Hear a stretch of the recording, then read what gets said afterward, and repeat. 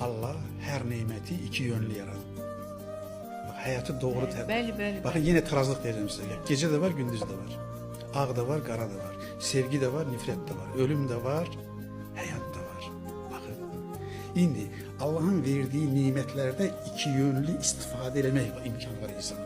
Öfkeni şere çevirip insanları ezersen, ağlı şere çevirip neytron bombası düzeldip bir dakikada bir knopkanı, bir düğmeni basarak 100 binlerce insanı mahvedersen, edebilir mi?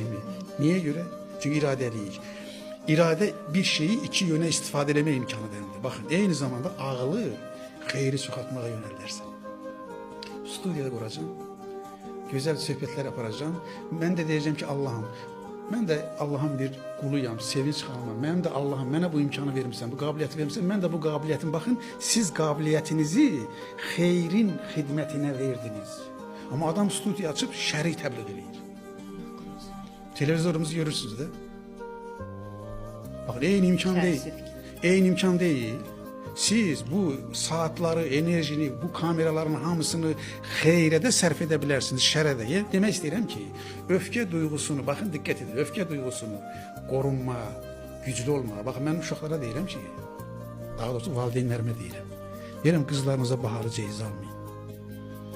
Bəs neyi deyir, müəllim deyir. Deyirəm kızlarınıza yox demək öyrənin.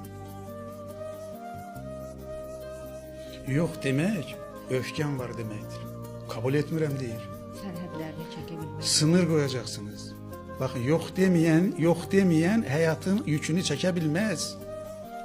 Özde bilirsiniz ki erine de yok diyeceksin. Hanımına da yok diyeceksin. Uşaqlarına da yok diyeceksin. Uşaqlarının her şeyine he diyemezsin. Müəllimine de yok diyeceksin. Devletine de yok diyeceksin.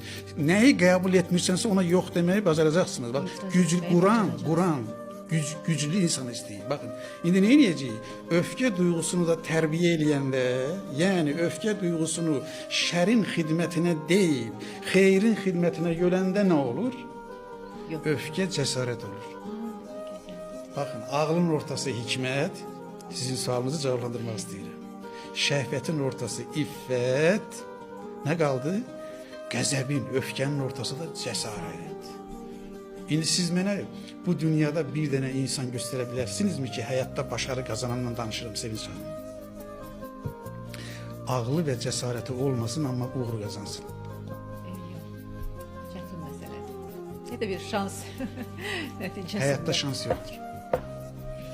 Kur'an'da tesadüf yoktur. Tesadüf var demek Allah yoktur demektir. Evet. Yani. Sizin tesadüf hesap ettikleriniz sebebini bilmediğiniz şeylerdir.